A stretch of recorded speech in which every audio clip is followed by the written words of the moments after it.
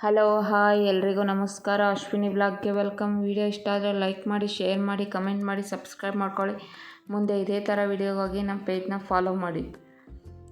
ನಾವು ಇವತ್ತು ನಮ್ಮೂರಿಗೆ ಹೋಗ್ತಾ ಇದ್ದೀವಿ. ನಮ್ಮೂರು ಬಂದು ಚಿತ್ರದುರ್ಗ ಜಿಲ್ಲೆ ಹೊಸದುರ್ಗ ತಾಲೂಕು ಹತ್ರ ಇರುವ ಕಂಚೀಪುರ.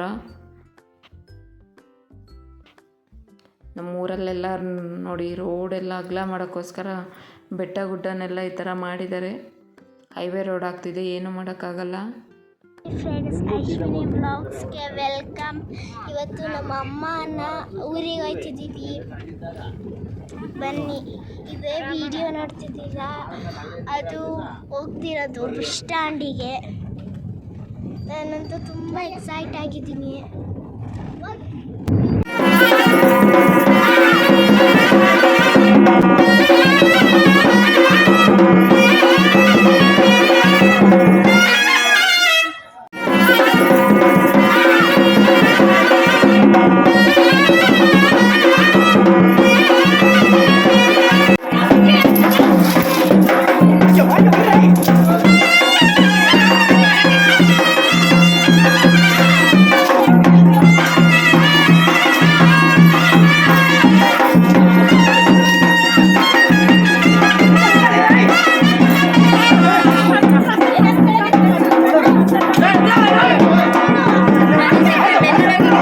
ನಾವು ನಮ್ಮೂರಿಂದ ಹೊರಟಾಗ 3:30 ಆಗಿತ್ತು.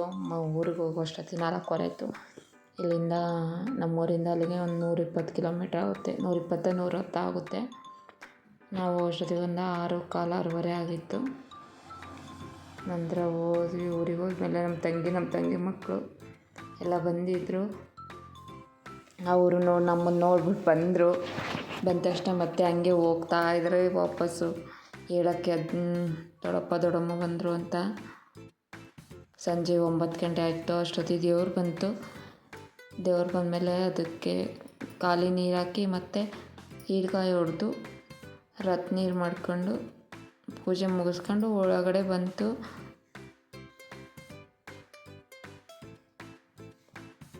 ಅಲ್ಲಿ ಯಾರೋ ಅಪ್ಪನೇ ಕೇಳ್ತಾಯಿದ್ರು. ನಂತರ ಎಲ್ಲ ಪೂಜೆ ಮುಗಿಸ್ಕೊಂಡು ಒಳಗಡೆ ಬಂದ ಮೇಲೆ ನಾವು ಇಲ್ಲೆಲ್ಲ ಪೂಜೆಗೆ ರೆಡಿ ಮಾಡ್ಕೊಂಡಿದ್ವಿ.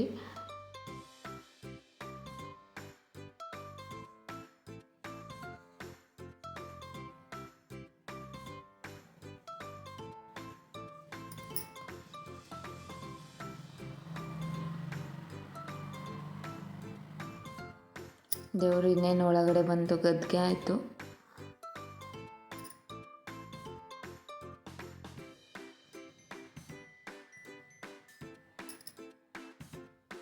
ನಾವಿಲ್ಲಿ ಪೂಜೆ ಮಾಡೋಕ್ಕೆ ರೆಡಿ ಮಾಡ್ಕೊಂಡಿದ್ವಿ. ಪೂಜೆಗೆ ಹಾಲು ಮತ್ತು ಕಲ್ಸಕ್ಕರೆ, ಬಾಳೆಹಣ್ಣು ಇವನ್ನೆಲ್ಲ ಎಡೆ ಮಾಡಿ ಪೂಜೆ ಮಾಡಿದ್ರು. ಸಂಜೆ ಬಂದಾಗ ಬೆಳಗ್ಗೆ ಎದ್ದು ಮತ್ತೆ ಒಬ್ಬಟ್ಟು ಮಾಡಿದ್ವಿ, ಅದನ್ನು ಎಡೆ ಮಾಡಿದ್ವಿ. ಸಂಜೆ ನಾವು ಒಂದು 11 ಗಂಟೆ ಆಯಿತು ಅನಿಸುತ್ತೆ ಅಡುಗೆ ಮಾಡೋಕ್ಕೆ ಸ್ಟಾರ್ಟ್ ಮಾಡಿ. ನಾವು ಊಟಕ್ಕೆಲ್ಲ ಅಲ್ಲಿ ಅಕ್ಕಪಕ್ಕ ಮನೆಗಳಿಗೆ ಎಲ್ಲರಿಗೂ ಹೇಳಿದ್ವಿ ಊಟಕ್ಕೆ. ಒಂದು 3 ಗಂಟೆಗೆ ಮುಗೀತು. ಬರೀ ಕರ್ಗಡ್ಬು ಮಾಡಿದ್ದು. ನಮ್ಮ ಕಡೆ ಜಾಸ್ತಿ ಕರ್ಗಡ್ಬು ಮಾಡ್ತೀವಿ, ಒಬ್ಬಟ್ಟು ಕಮ್ಮಿ ಮಾಡೋದು. ಒಬ್ಬಟ್ಟು ಮಾಡ್ತೀವಿ ಕಮ್ಮಿ. 3 ಗಂಟೆ ಅಷ್ಟೊತ್ತಿಗೆ ಅಡುಗೆ ಮುಗೀತದು. ಬೆಳಗ್ಗೆ ಎದ್ದು ಮತ್ತೆ ದೇವರಿಗೋಸ್ಕರ ಮತ್ತೆ ಒಬ್ಬಟ್ಟು ಮಾಡಿ ಎಡೆ ಮಾಡಿ ನಾವು ಆರತಿ ಮಾಡಿಕೊಂಡು ದೇವ್ರಿಗೆ ಅಲ್ಲಿ ಮನೆಯಲ್ಲಿರುವಂಥ ಕಂಚಪ್ಪಂಗೂ ಆರತಿ ಮಾಡಿ, ಇಲ್ಲಿ ಬಸ್ ಸ್ಟ್ಯಾಂಡಲ್ಲಿರುವ ಉಡುಸ್ಲಮ್ಮನಿಗೂ ಆರತಿ ಮಾಡಿ ಎಡೆ ಮಾಡಿಕೊಂಡು ಪೂಜೆ ಮಾಡಿಸ್ಕೊಂಡು ಪೂಜೆ ಎಲ್ಲ ಮುಗಿಸ್ಕೊಂಡು ಮನೆಗೆ ಹೋಗ್ತಾ ಇದ್ದೀವಿ. ಎಲ್ಲ ಪೂಜೆ ಎಲ್ಲ ಮುಗಿಸ್ಕೊಂಡು ಮನೆಗೆ ಹೋದ್ವಿ. ನಂತರ ಅಲ್ಲಿ ಪೂಜಾರು ಮತ್ತು ದಾಸರಿಗೆಲ್ಲ ಊಟಕ್ಕೆ ಇಕ್ಕಕ್ಕೆ ರೆಡಿ ಮಾಡ್ತಾಯಿದ್ರು. ನಂತರ ಅವ್ರಿಗೆಲ್ಲ ಊಟಕ್ಕೆ ಬಡಿಸಿದ್ಮೇಲೆ ನಾವು ಮತ್ತೆ ಬೇರೆ ಎಲ್ಲರಿಗೂ ಊಟಕ್ಕೆ ಇಕ್ಕೋದು. ಫಸ್ಟು ಪೂಜಾರು ದಾಸರಿ ಅವ್ರಿಗೆಲ್ಲ ಊಟಕ್ಕೆ ಇಕ್ಕಿದ್ಮೇಲೆ ನಾವೆಲ್ಲ ಊಟ ಮಾಡ್ತೀವಿ. ಅಲ್ಲಿವರೆಗೂ ಊಟ ಮಾಡಲ್ಲ. ಸಂಜೆ ಇನ್ನೇನು ದೇವರು ಹೊರಡುತ್ತೆ ಅಂತ ಅಷ್ಟೊತ್ತಿಗೆ ನಾನು ದುಡ್ಡು ತೋರೋಣಂತ ಚಿಲ್ಲರೆ ಮಾಡಿಸ್ಕೊಂಬಂದೆ. ಇಲ್ಲಿ ಸಂಜೆ ನಮ್ಮ ದೇವ್ರ ಹತ್ರ ಅಪ್ಪನೇ ಕೇಳ್ತಾ ಇತ್ತು.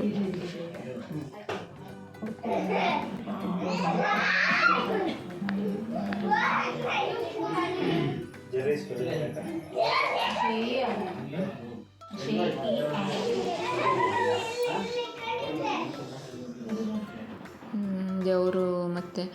ಹೊರಡ್ತು. ದೇವರು ಹೊರಟ ಮೇಲೆ ದೇವರು ಸೀದಾ ದೇವಸ್ಥಾನಕ್ಕೆ ಹೋಗಲಿಲ್ಲ, ಮತ್ತು ಬೇರೆಯವ್ರು ಯಾರು ಮನೇಲಿ ಕರ್ಕೊಂಡು ಹೋಗಕ್ಕೆ ಬಂದಿದ್ದರು ಅವ್ರ ಮನೆಗೆ ಹೋಗ್ತಾ ಇತ್ತು. ಈ ದೇವರಿಗೆ ಇನ್ನೊಂದು ಹೆಸರು ಸುಗ್ರೀವ ಅಂತ. ಸಖತ್ ಜನ ಬಂದಿದ್ದರು ಪೂಜೆ ಮಾಡ್ಸೋಕ್ಕೆ ಮಧ್ಯಾಹ್ನ. ನಿಜವಾಗ್ಲೂ ನನಗಂತೂ ಗೊತ್ತಿರಲಿಲ್ಲ ಇಷ್ಟೊಂದು ಜನ ಬರ್ತಾರೆ ಅಂತ. ಮಧ್ಯಾಹ್ನ ಬೇರೆ ಬೇರೆ ಕಡೆಯಿಂದ ಎಲ್ಲ ಬಂದಿದ್ದರು, ಶಿವಮೊಗ್ಗ ಈ ಕಡೆ ಈ ಭದ್ರಾವತಿ ಸುಮಾರು ಜನ ಬಂದಿದ್ದರು. ಎಲ್ಲ ಪೂಜೆ ಮುಗಿಸ್ಕೊಂಡು ದೇವರೆಲ್ಲ ಹೋದ್ಮೇಲೆ ನಾವು ಎಲ್ಲ ಊಟ ಮಾಡಿ ಮಲಗಿ ಬೆಳಗ್ಗೆ ಮತ್ತೆ ನಾವು 7 ಗಂಟೆಗೆ ಎದ್ದು ಸ್ನಾನ ಎಲ್ಲ ಮಾಡ್ಕೊಂಡು ರೆಡಿಯಾಗಿ ಊರ ಕಡೆ ಬಂದ್ವಿ. ಇಲ್ಲಿರೋದು ಬ್ಯಾಲ್ಕೆರಮ್ಮ ಅಂತ ದೇವಸ್ಥಾನ. ನಮ್ಮೂರ ಕಡೆ ಎಲ್ಲ ದೇವಸ್ಥಾನಗಳು ಬೆಟ್ಟ ಗುಡ್ಡದ ಮೇಲ್ಗಡೆನೇ ಇರೋದು.